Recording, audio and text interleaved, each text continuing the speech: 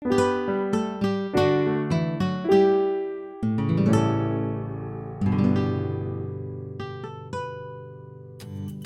Gardening is a production of the Oklahoma Cooperative Extension Service as part of the land grant mission of the Division of Agricultural Sciences and Natural Resources at Oklahoma State University, dedicated to improving the quality of life of the citizens of Oklahoma through research-based information.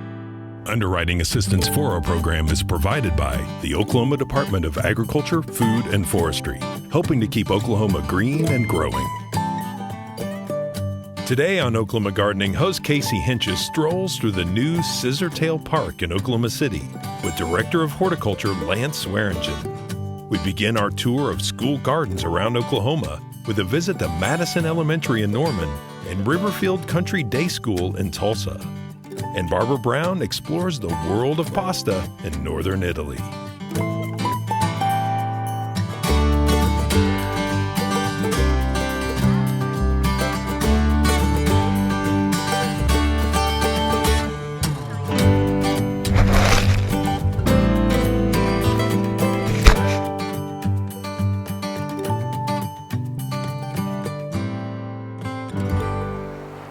Today at Scissortail Park, and joining us is Lance Swearengin, who is the Director of Horticulture and Grounds. And Lance, I got to tell you, this place is so impressive. Tell us a little bit about it. Well, thanks for coming out. Yeah. Scissortail Park is a real special place. It's a botanical oasis right in the heart of downtown. It stretches from the downtown core all the way to the Oklahoma River shore. And you can see it behind us. I mean, what a view of downtown that you have here. It's a great view. So tell us a little bit about the plant selection that is incorporated. So the upper park, which is where we're at now, it's 36 acres full of Oklahoma native plants and trees. We planted over 1,000 trees here across the 36 acres. And so this is really a place for everyone in the community to come and be immersed in nature and recreate among all of our native plants. Yeah, so you've got a lot of plants. Is there going to be signage that comes with those plants for people to identify? Or? Sure, so the Scissortail Horticulture Department is working on providing signage for each of the plants so our guests can come and see exactly what they can grow for themselves at home. So part of that native planting, I've noticed they're kind of in interesting designs. Can you tell us about these circles that we're seeing everywhere? Sure, so the landscape design incorporates lots of water conserving principles to it. One of them is, of course, our native plant materials that can withstand times of drought and our environment here in Oklahoma. And then we also have aquatic gardens or bioswales stretching throughout the entire park. Okay. A massive network of French drains that funnel all of the water into Scissortail Lake. Okay. That is the source of our irrigation for the entire grounds. So lots of water conserving landscape elements went into the design. That's fantastic. And also about the design, you've got a lot of ornamental grasses that you're using, buffalo grasses. Can you tell us some other plant names that maybe we could look for? Sure, so we planted over 1,000 trees. All of them are native. We have oak trees, hackberries, red buds, big blue stem, little blue stem, bushy blue stem, all those great native grasses that are going to help us to conserve water, be low maintenance, and look great. And so what are some of the other things, if people aren't necessarily gardeners, what can they do out here to enjoy this park? So the park has a full list of events and programming. Okay. So you can come out to the park and ride a paddle boat on Scissortail Lake. You can go to story time in the children's garden. You can bring your puppies out and visit the bark park. And you can come out and just visit the gardens. Enjoy nature out here as it's meant to be enjoyed. Yeah, and the trees are just going to grow and provide more shade. You've had one really successful concert, I've heard. Right. And will there be more to come, I imagine? Sure, so a full list of events, concerts. The Scissortail Horticulture Department is having a farmer's market. Oh, fantastic. So we are a registered farmer's market, and every Saturday in October we have vendors at our great lawn area, and it's all made in Oklahoma products, so we're made in Oklahoma farmer's market. It's 9 to 1 every Saturday in October. Fantastic. So what are the plans for the South Park? When will that happen? So the South Park is on the other side of Interstate 40, connected by the Skydance Bridge, and that's another 34 acres of recreational ball fields and native landscapes.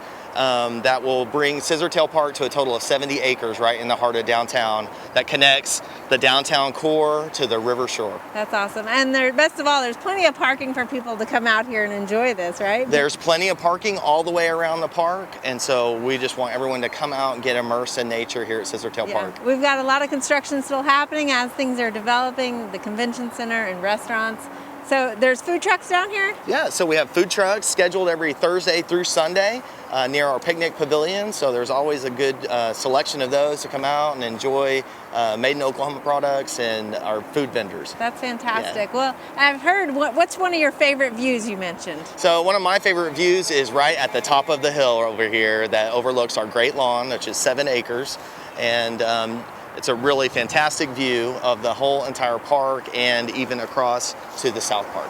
Well, Lance, I know we're kind of at the end of the season now and we wanted to come down and see it, but we will definitely be back next spring when it's in its full glory, if we can. That'll be fantastic. This spring we'll be in full bloom as our second grand opening when the gardens are in full glory. Excellent. Well, thank you for having us, Lance. Thank you, Casey.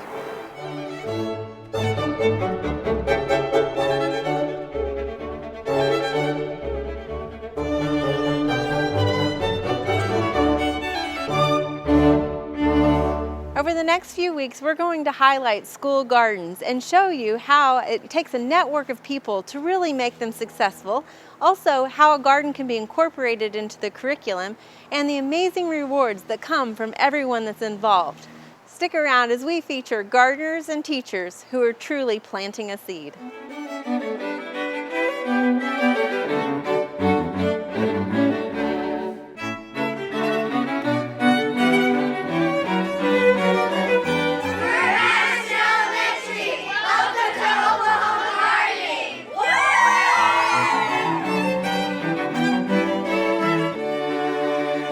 Today we're here at Madison Elementary in Norman, Oklahoma, and joining us is Allie Otis, who is the 4th and 5th grade GT teacher, as well as the head gardener. And you can see the beautiful garden that we're standing in, the school garden. Tell us a little bit about how this came to be. It looks like it's been here for a long time. Well, it's been here for about a year and a half. We started with the idea of having a small salsa garden, and we started having way too much fun, and we got a few grants, and the kids were so into it that we started adding on, and now we're almost in over our heads, but we have about 6,000 square feet of gardening space now, a full pollinator garden, a monarch way station, and a pumpkin patch. Oh my goodness. So it has expanded. I mean, we're 5 years further along than we thought we would be at this time. It happened quick. So it looks like you're using a couple of different methods of raised beds. You've got pallet gardening and you've got some paver raised beds here. Yeah. What was your expectations when you first started this, and what were you hoping for? We were hoping to have enough space that we could really integrate math and science into some of our curriculum and have some of the upper grades really involved in developing our garden. So one of the big questions with school gardens is who takes care of it during the summer? I mean, how did all that It's a challenge, and I would say the biggest challenge with a school garden is water. It's something you always got to think about because of Oklahoma, it's hot. So we have teachers rotate through in the summer.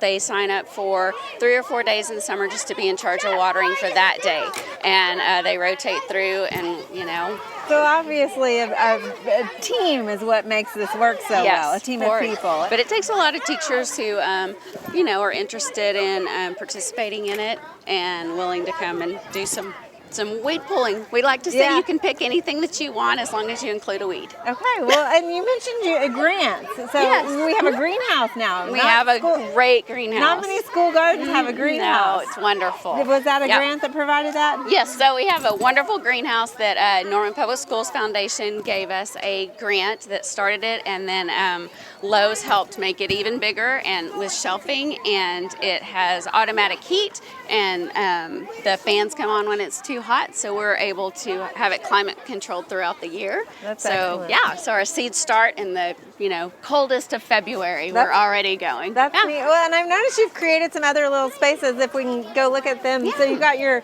wash station. We have and a you've full got a wash class station room out here. Yes, we have an outdoor classroom. We have a shed with all of our tools. Rain barrels. We have a watering system that we have set up with some watering totes and PVC pipe. Yeah. So resourceful. So a little bit about the curriculum too. You're utilizing the garden in all aspects of the curriculum. Let's talk a little bit about that. We do lots of science and math and technology. We always have our iPads are in the garden a lot. We do lots of scavenger hunts, lots of data collection. So we set up Google Forms quite often, and today that's one of the things they're doing is collecting seeds, and they have to log what they are, and they're measuring potatoes, and they have to log the circumference and the length, and they weigh them. Right. So a lot of STEM curriculum as well as art and things like that. Oh, yeah, we do art, and one of the things that's not directly in our curriculum, but that I love, a lot of these students have such immediate gratification right now that it's really nice to see them have to nurture things for a long period of time. They have to water it and make sure it gets sun, and then they get to see something that it produces, but it's 3 months later. Yeah. But have you seen a difference in the students about how they're understanding their comprehension of the subject matter and stuff? Oh, yeah, for sure. That's awesome. So any last advice for anybody that's thinking about doing this, either a teacher or a parent? I absolutely think that you should do it. It's work, but it's fun work. The kids love it. Every time I walk down the hall, when are we going to go to the garden? Can we go to the garden today? Can we come at recess? I mean, they love it. And it's so easy to incorporate your curriculum. Every time that I see something, I think, oh, we can do that that can cover that. Yeah. And I mean, it takes care of itself. Huh? It does, and it's so fun, and the kids love it, and they've learned so much from it. And I've had a great time, and I did not know what I was doing, but I YouTube it, or I start to research it, and then I make myself not research it because I tell the kids they need to go research it. So if we have a bug, go figure out what it is. That's the learning process. Yep. And last year we had our students were our third, fourth, and fifth grade were all assigned a vegetable, a fruit, an herb, and a flower, and they had to be in charge of it. So I would say, "Who are my onion people? What's happening to our onions?" And they would have to go find out what was happening with that. Allie, so, this is fantastic. I think you. y'all are doing an amazing job here at Madison Elementary, Thanks. and I applaud you guys. So I appreciate it. Thank you.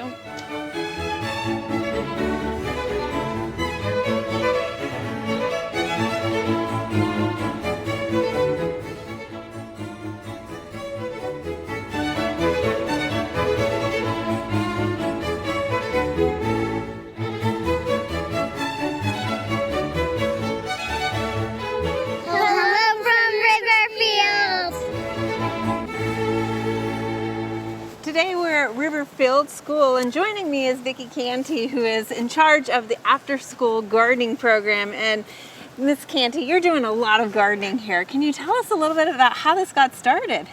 I think it was my interest in gardening. I had worked for full-time as a preschool teacher for a period of time, and was offered a position to do a garden program.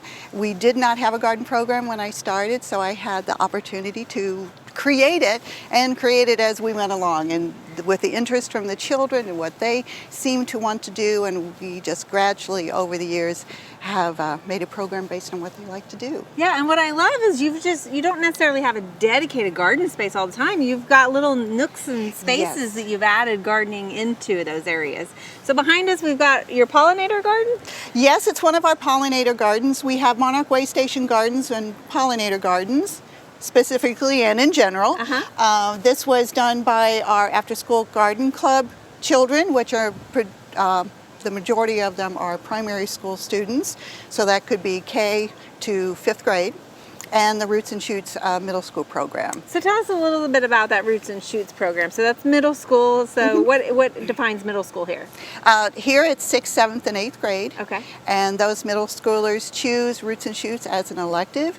Some of the work that we do in Roots and Shoots, it's a great program, so proud of it here at Riverfield, is to take care of our animals, take care of our gardens, take care of each other.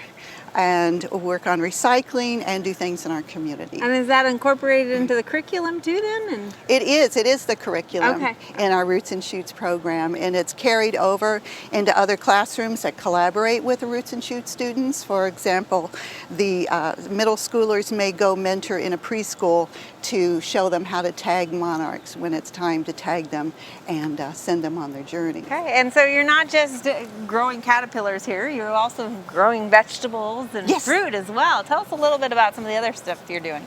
Some of the other things that we do, and as you said, we have different nooks around our campus because it's a very large campus and it covers preschool all the way to high school. We try to have gardens in each one of our spaces for the students to participate in the growing of the vegetables and plants and to enjoy the color and the harvest. So we have right now our summer plantings. We have blueberry bushes, and we have cut flower gardens, and we have tomatoes. And seasonally, we will change that out, obviously, and as part of the program, we are tending our gardens. We're planting, we're tending, we're harvesting, and then we cook both in after-school club and with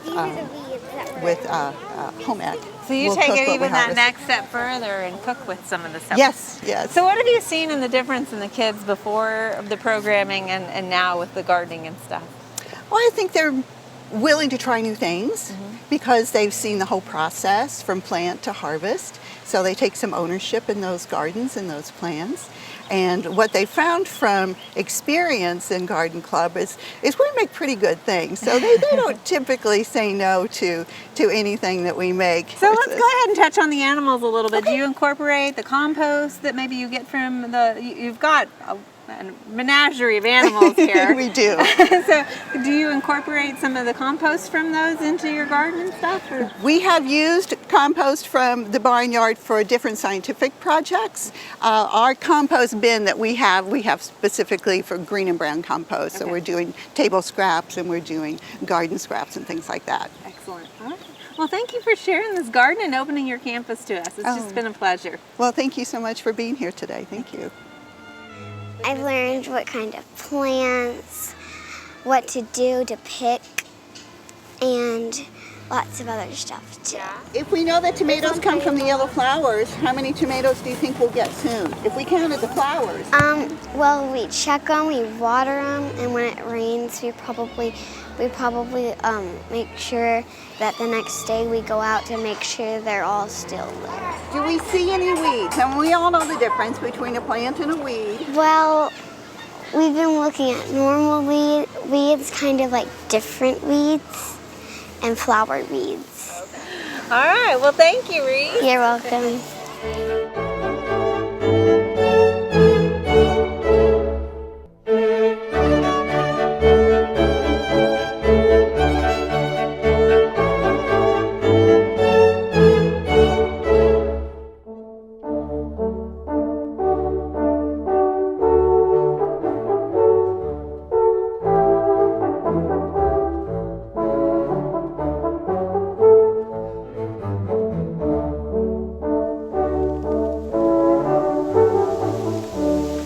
In Italy, we had the opportunity to watch a sfollina, which is a person who is an expert in making pasta.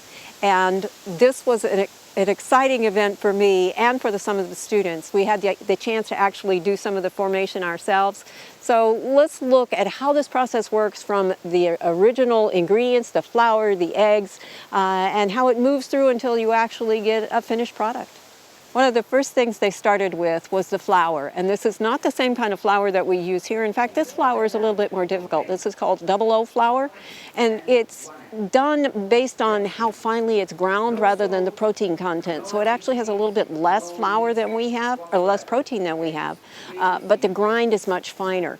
The next thing that's going in is eggs, and you'll notice how she's making this volcano cauldron with the flour and the eggs, and gradually, slowly working those eggs in. So being able to do that without getting a gap in and having everything spilling out all over the counter will take a little bit more practice than maybe most of us want to go through. But that's how it's done there. It's not done in a bowl, it's done on the counter. The other thing that you need to be aware of as they do this is that the pastas are different based on what's readily available in what part of the country. Once the dough is formed, then she's going to set that aside, wrap it in plastic, and it needs to rest. Now, the idea of allowing that dough to rest is that the water gets more evenly absorbed by the flour, but also the gluten that she's been forming has a chance to relax a little bit so that it will become more elastic. She's going to take that dough and roll it with the most beautiful rolling pin that you'll ever see. That it is so much longer than what we tend to use here for our pies and breads that we make. But it takes a large space, and she is an expert. This is what she does for a living. And so she's going to roll that really, really thin until she can actually see the grain of the wood of the table below what she's using. That's the thinness that she's going to work with. Now, this is important for some of the shapes of pasta that she's going to be making. Different kinds of pasta are not going to use the eggs. They're going to be made with flour and water. She demonstrated for us how to make many, many shapes, but using always the same dough. So it didn't always work quite as perfectly as she would have liked, but this is the traditional pasta in her area. Now, one of the common forms of pasta, the common shapes, will be the tortelloni. Many of us here are familiar with the tortellini, which is small and often filled with meat. Tortelloni is larger and often filled with a cheese or an herb-flavored cheese, or maybe a little bit of vegetable mixed in with that cheese. And it's also for special events. This is not something, as you can see from the effort she's putting into, that you're going to, make every week while the kids are at school and that kind of thing. This is going to be something that's going to be made on special events. Families might work together to make this, just like families with a Hispanic background might get together and make tortillas for Christmas. This is the same kind of thing. Traditionally, this would have been done by the woman of the house or the grandmother of the house while the kids were away at school and the husband was away. Now, so many more of the women there are working that this is becoming a lost art. So it's something that is more rare, that some of the older women are trying to teach the young ones while they still are able, so that the traditions can be passed along. So the tortelloni is a real common one. Another real common one would be tagliatini, and this is long, long ribbons. And you can see that there's a skill not only to rolling it out and slicing it. She's folded the dough over so it's not a real long slice. It's just rolled over nicely and then slices maybe 4 inches across and maybe an inch wide at the most. And then those are held up, and isn't that lovely how she can hold that up and fling it out and all those ribbons come flowing. And then those are broken into smaller pieces and cooked. And would be incorporated in the sauce.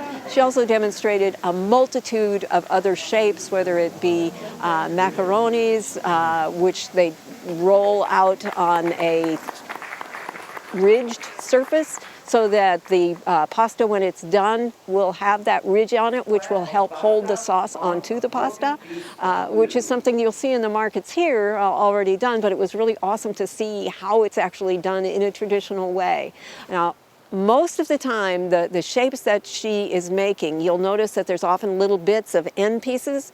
They don't throw things away. Just like good Oklahomans don't throw things away. We use all the bits up. We don't throw it out. The same thing happens when they're making pasta. But when they get to those very ends, what is often referred to as the bad pieces. So, even in this case, we are going to cut the pasta in a bad way.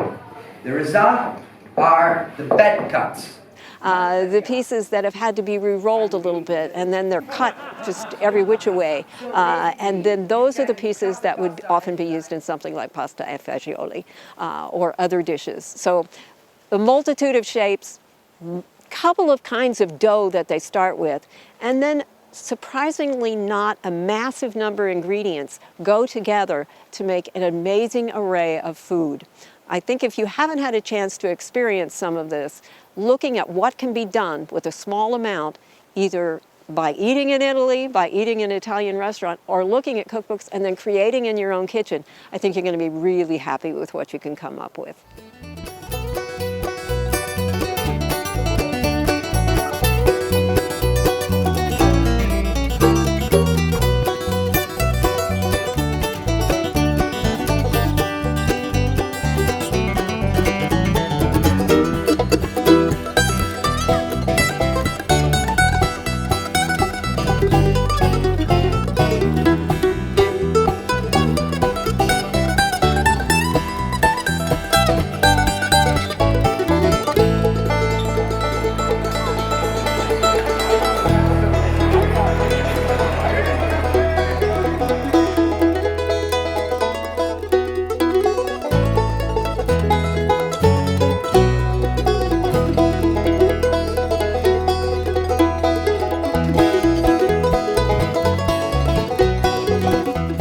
lots of great horticultural events this time of year. Be sure and consider these activities when you're making your plans for the weeks ahead.